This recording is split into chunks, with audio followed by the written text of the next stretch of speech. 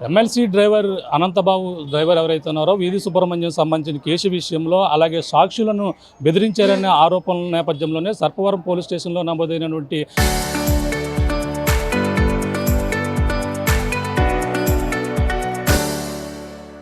Case ఆధారంగా ఇప్పటికే MLC అనంతబాబును అయితే పోలీసులు మరొకసారి అయితే అదుపులో తీసుకున్నటువంటి పరిస్థితి ఉంది. గత కొన్నాళ్ళ నుంచి కూడా తెలిసిందే ఎమ్మెల్సీ సంబంధించినటువంటి వీధి సుబ్రహ్మణ్యం డ్రైవర్ని కేసులో అతనైతే ప్రధాన ముద్దాయిగా ఉన్నారు. ఇటీవల సిట్టు విచారణలో తన భార్య లక్ష్మీదుర్గను కూడా ఏటుగా చేర్చిన విషయం కూడా అందరికీ కూడా తెలిసిందే. ఈ నేపథ్యంలోనే దీనికి సంబంధించినటువంటి సాక్షులను అలాగే వాళ్ళకి సంబంధించిన సాక్షులను కూడా బెదిరించడమే కాకుండా వాళ్ళకి ₹1,00,000 డబ్బులు ఇచ్చి వాళ్ళని ప్రలోభాలకు గురి చేసి సాక్ష్యాలు అనుకూలంగా చెప్పకపోతే బెదిరించారని కూడా ఎవరైతే ఇచ్చినటువంటి కేసు ఆధారంగా వాళ్ళు ఇచ్చినటువంటి ఫిర్యాదుతో సర్పవరం పోలీసులు అయితే రంగంలో దిగారు. అలాగే గత కొన్ని రోజుల నుంచి కూడా అనంతబాబు అయితే అజ్ఞాతంలో ఉన్నారు. నిన్న ఎట్టకేలకు రాజమండ్రికి సంబంధించిన ఎస్సీ అట్రాసిటీ కేసుకు సంబంధించి ఇదే కేసుకు సంబంధించిన దాంట్లో వాయిదాకైతే అటెండ్ అయ్యారు. ఈ నేపథ్యంలోనే అనంతబాబుని అయితే రాజమండ్రి కోర్టు వద్ద అయితే అదుపులో తీసుకున్నారు. ఆ కోర్టు వద్ద పోలీసు అక్కడ ఏదైతే కోర్టు ప్రాంగణంలోనే అనంతబాబుకి అయితే నోటీసులు ఇచ్చి పోలీసులు అయితే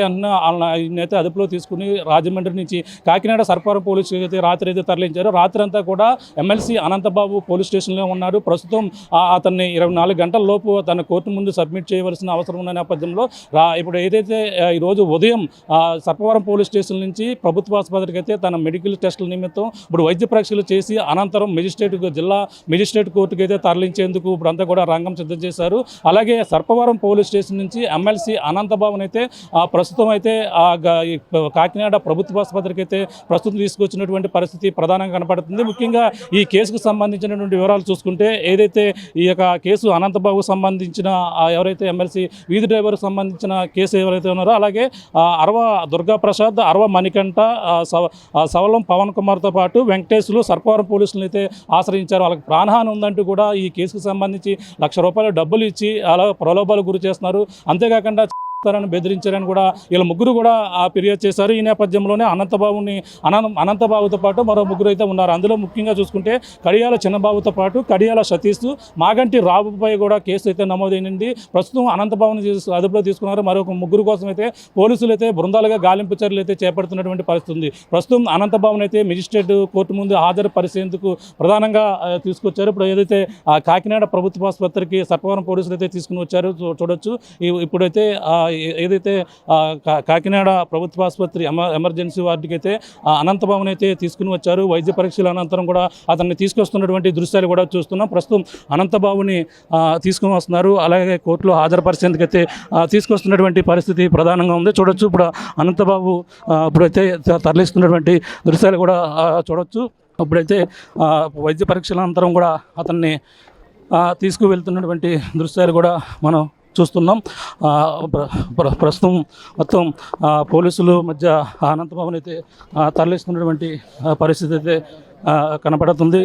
ఇప్పుడు లోపల తీసుకెళ్తున్నారు. చూద్దాం, మాట్లాడే ప్రయత్నం చేద్దాం. ఏం చెప్పాలి సార్? ఏముంది, రాజకీయ కుట్ర ఏముంది. అన్యాయంగా ఇరికించారు, వేధించిన ఏముంది. వాళ్ళే అడిగినట్లుగా మనం చెప్పాం. అది దానికి నాకేమీ ఎటువంటి సంబంధం లేదు. ఎటువంటి సంబంధం లేకుండా అన్యాయంగా ఇరికించారు. ప్రలోభాలకు గురి చేస్తున్నారు. ఏం లేదు, అసలు ఎక్కడా లేదండి.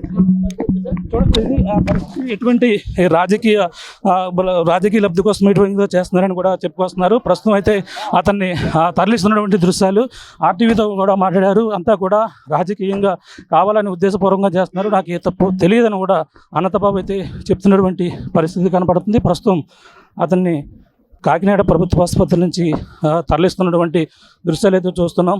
ఆయన కాకినాడ ప్రభుత్వ ఆసుపత్రిలో వైద్య పరీక్షల అనంతరం జిల్లా మేజిస్ట్రేట్ అక్కడికైతే కోర్టుకైతే హాజరుపరిచేందుకు సర్పవరం పోలీసులు అయితే కాన్వాయ్లో తీసుకెళ్తున్నటువంటి దృశ్యాలు ప్రధానంగా తెలిసిందే. ఈ కేసుకు సంబంధించి ఇప్పటికే అతన్ని అయితే అదుపులో తీసుకున్నారు. నిన్నటి వరకు కూడా అతను అజ్ఞాతంలో ఉన్నటువంటి పరిస్థితి అయితే కనపడుతుంది. ఈ నేపథ్యంలోనే తనని ప్రస్తుతం అనంతబాబుని అయితే కాకినాడ ఏదైతే ప్రభుత్వ ఆసుపత్రిలో వైద్య పరీక్షల అనంతరం అలాగే జిల్లా మేజిస్ట్రేట్కి తరలించినటువంటి పరిస్థితి ఉంది. అలాగే సర్పారం పోలీసులు ప్రధానంగా తెలిసిందే నిన్న రాజమండ్రిలో అదుపులో తీసుకున్నారు. రాజమండ్రి నుంచి కాకినాడ సర్పారం పోలీస్ స్టేషన్కి తీసుకొచ్చి రాత్రంతా కూడా అక్కడ ఉన్న నేపథ్యంలోనే అక్కడి నుంచి ఈ రోజు ఉదయం ఆయన వైద్య పరీక్షల అనంతరం మేజిస్ట్రేట్ ముందు హాజరుపరిచేందుకు ప్రభుత్వ ఆసుపత్రిలో వైద్య పరీక్షలు చేశారు. సుమారుగా 6 గంటల పాటు కూడా వైద్య పరీక్షలు నిర్వహించారు. తనకు ఎటువంటి ఇబ్బందులు ఉన్నాయి, ఎటువంటి సమస్యలు ఉన్నాయని కూడా పూర్తిగా తెలుసుకున్నారు. తన వైద్య పరీక్షలు బ్లడ్ టెస్టులతో పాటు ఆయన ఆరోగ్య పరిస్థితి ఎలా ఉందని కూడా అన్ని కూడా చెక్ చేసిన తర్వాత అతన్ని ఇప్పుడు సర్పారం పోలీసులు అయితే ఇప్పుడు తరలిస్తున్నటువంటి పరిస్థితి ప్రధానంగా పడుతుంది. మనం కూడా మాట్లాడే ప్రయత్నం చేస్తాం. అతను తరలిస్తుండగా కూడా ఇది రాజకీయ పరంగా కూడా నన్ను అరెస్ట్ చేశారు, ఇబ్బందులు పెడుతున్నారంటూ కూడా అతనైతే చెప్పడం జరిగింది. నాకు ఏ పాపం తెలియదు ఈ విషయంలో అంటూ కూడా అనంతబాబు కూడా మాట్లాడినటువంటి పరిస్థితి ఉంది. ఈ నేపథ్యంలో మరి చూడాలి ఎటువంటి పరిస్థితి ఉంటే ఇప్పుడు ఈ రోజు అంటే ఆ 7 సంవత్సరాల లోపల శిక్ష పడితే ప్రస్తుతం ఈ సెక్షన్ ప్రకారంగా చూసుకుంటే ఆ సెక్షన్ 61(2) అలాగే